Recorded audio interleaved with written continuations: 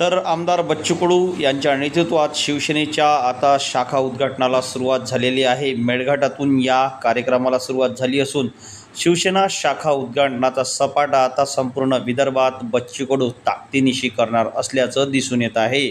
शिवसेनेमध्ये प्रवेश घेताच बच्चू कडू यांच्याकडून शिवसेना मोठ्या प्रमाणावर सावरणार असून विदर्भात शिवसेनेचा भगवा बच्चू कडू यांच्या नेतृत्वात फडकणार असल्याचं चर्चा सुरू आहे।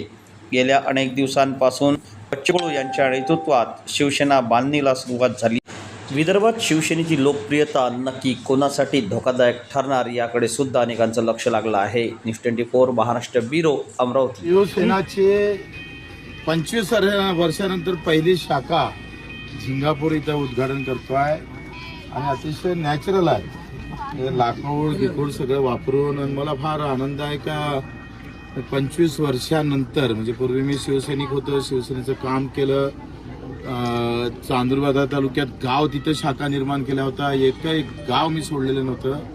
100% माझा तालुका मी शिवसेनामय केला होता। आता पुन्हा ते दिवस आलेले आहेत, ते दिवस आठवत आहे सगळे। आणि आता अतिशय दुर्गम भागात खरं तर चिखलदरा ही सगळी आदिवासी वस्ती आहे। गवडी समाज, आमचे आदिवासी बांधव, आमचे भलाई समाजाचे लोक ह्या सगळ्या पट्ट्यात राहतं आणि इथून चिखलदरा 100 किलोमीटर आहे।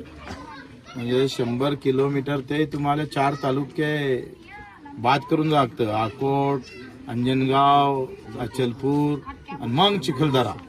म्हणजे असं वाटतं का दिल्लीला जाणं परवडते पण चिखलदरा जाणं परवडत नाही।